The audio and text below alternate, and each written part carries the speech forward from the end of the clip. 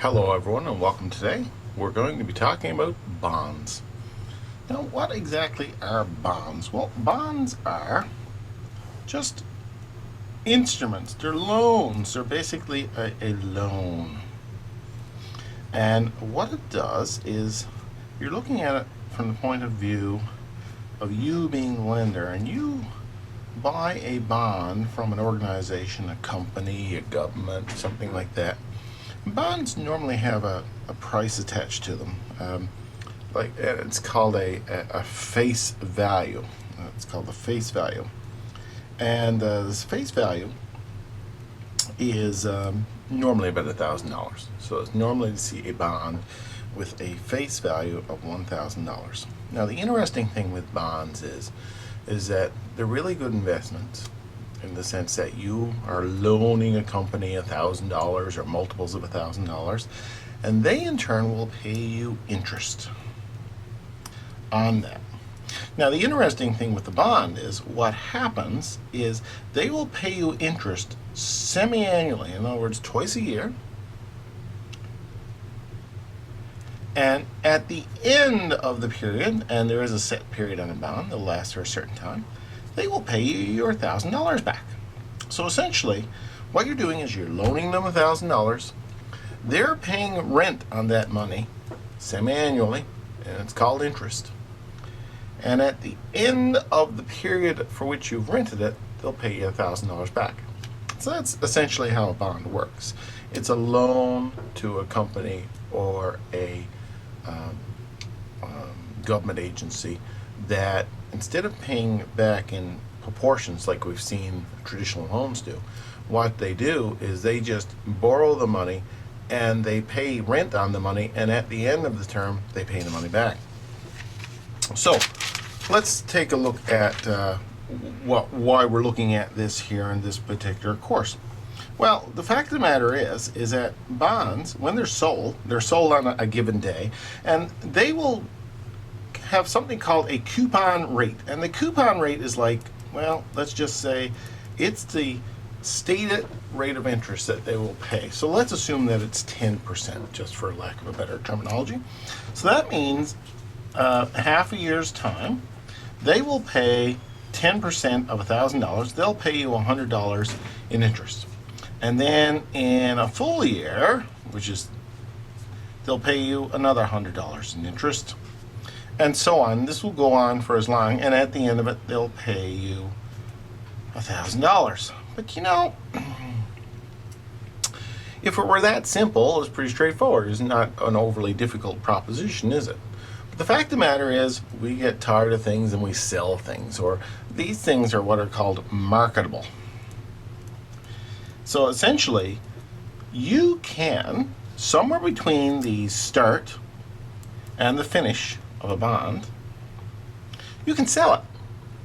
The question then becomes is, how much is it worth? What is the value of that bond at any point along the way of its life?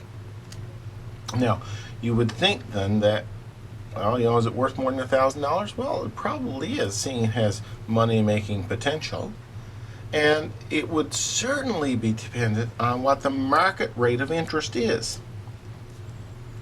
If you thought about the market rate of interest, now, this amount right here that's on the bond is called a coupon rate. In other words, that's what the bond pays. But let's assume the market rate of interest is 20%. The question I would ask you is, if you had a choice between putting your money in something that would earn you 10% rate of interest, or putting your money in something that's worth 20% rate of interest, what would you do? Well, the rational person would normally put it in the higher rated instrument. So, you know, if you're trying to sell this bond halfway through, like here, and it's only paying 10%, someone's going to say, oh, why would I buy that from you when I can earn 20% in the market? So essentially, what you're going to have to do is sell this bond for less than $1,000. So in other words, you'll sell it at what's called a discount. In other words, it would effectively, and the discount amount will be effectively the difference between the rate of interest that's being paid on this bond and the rate of interest you can get in the market. the opposite could be true as well, where, for example, the market rate out there is, let's say, 5%. So in other words, your bond is paying 10%. The market rate, what normal people can get out in the market, if you go to the bank or whatever, you'll get 5%. Suddenly, your bond is going to become a lot more attractive. It pays 10%, whereas the market only pays 5%. So in other words, this is a more valuable option. Now, if you tried to sell it, is it worth $1,000 or is it worth more than $1,000? In that particular instance, where the bond pays a higher interest, the price of the bond will go up. So you'll be able to sell that bond for more than $1,000, which will equate to, the idea of the market rate being 5%. The bond pays twice that. Someone's going to be interested in paying a lot more for that bond. So what we're looking at in this particular unit then, in this particular section of the unit, is valuing bonds. We're going to look at value of bonds. And it relates to the purpose, it relates to the issue of when we actually sell the bond. Okay? So that's essentially what we're looking at here. Now, so how can we value a bond? Well, let's take a look at it. The value of the bond, well, if the bond starts here, let's assume that this is the bond, and what's $1,000, and let's assume this is year 0, 1, 2, 3, and then it's due year 4. So essentially, and let's assume again that it pays 10% rate. So essentially, this particular bond will pay $100 in year 1, $100 in year 2, $100 in year 3, $100 in interest in year 4, plus the $1,000 back because you're cashing in your bond. So we should be able to kind of figure this out then of how much the bond is worth. Let's just arbitrarily say here, how much is the bond worth here? So if we're looking at the price of the bond right here, we need to be able to come back and say, how much future income will it earn? Let's value that. And let's get it at its present value. And then we also have to say, how much is the present value of that $1,000 lump sum? So actually, when we look at pricing a bond, the bond price then is really made up of, well, the interest, and that is, for lack of the example, $100, times how many times that interest is paid,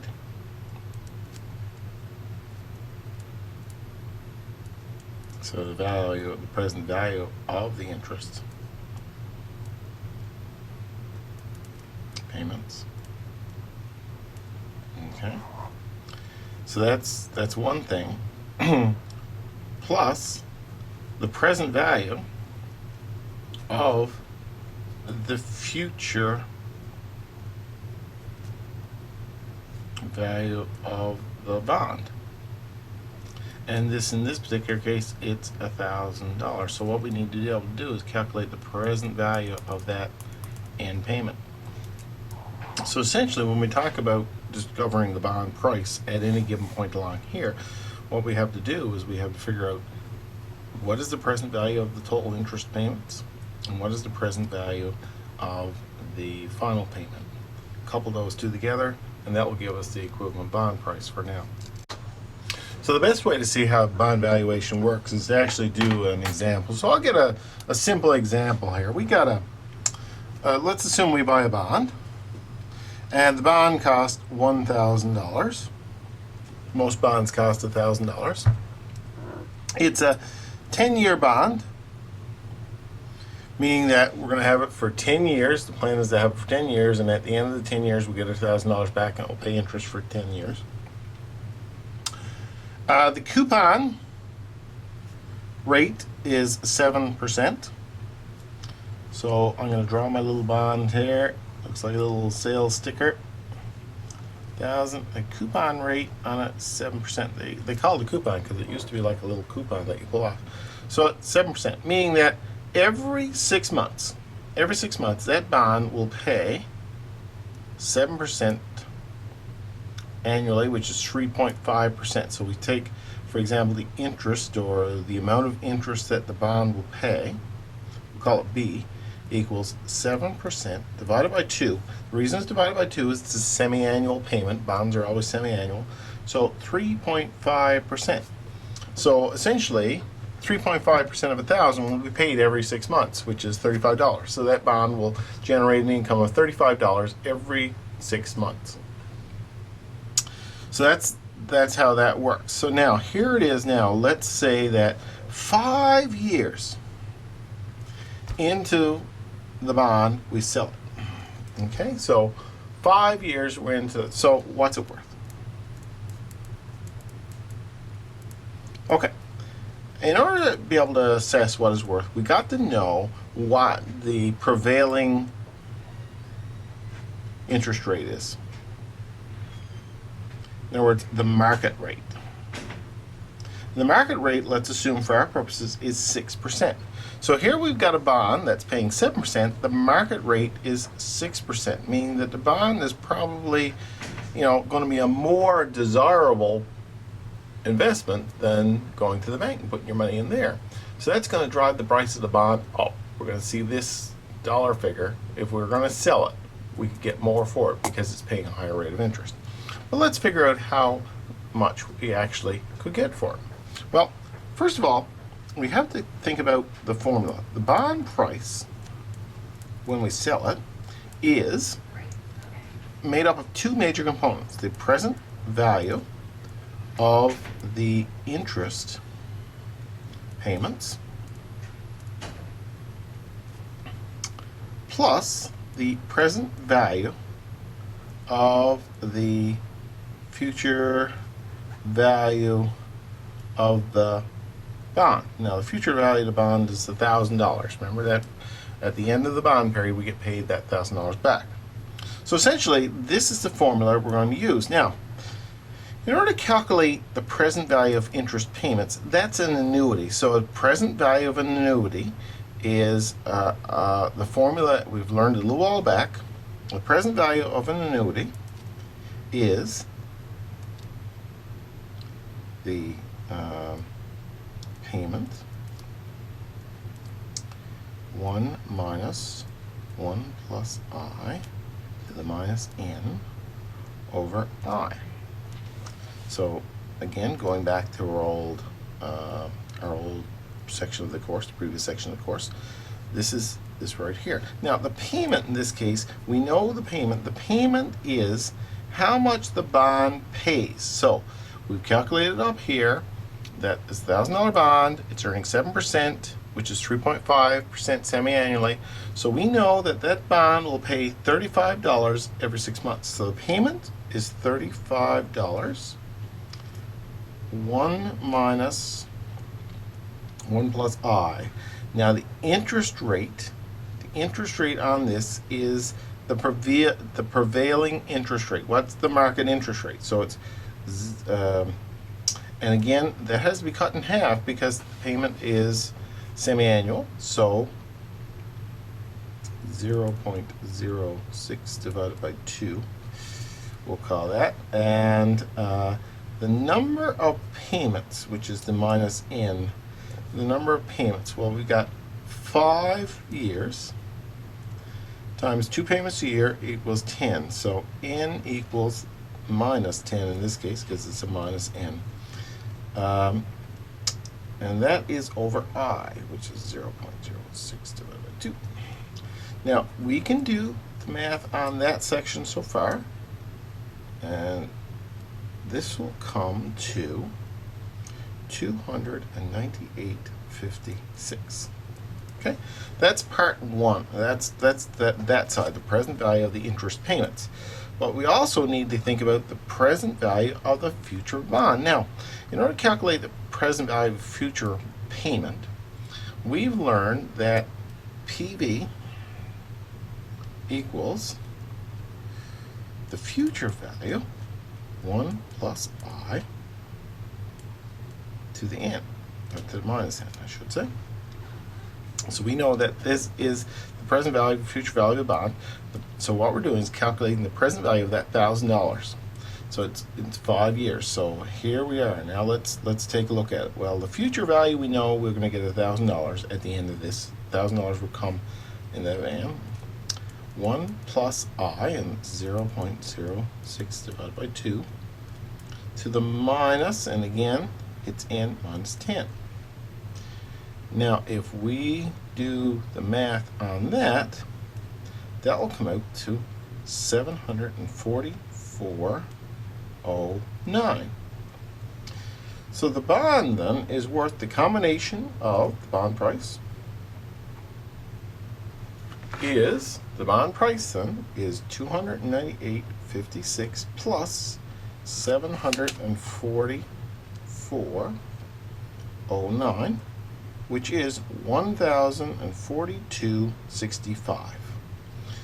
In other words, what we're saying is that if we sold that bond 5 years in, it's a 10-year bond, we're selling it 5 years in, and now the coupon rate is higher than the market rate, someone should be willing to pay us at that time that we're going to sell it $1,042.65.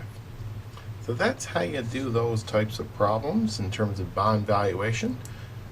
Next we'll do a few examples.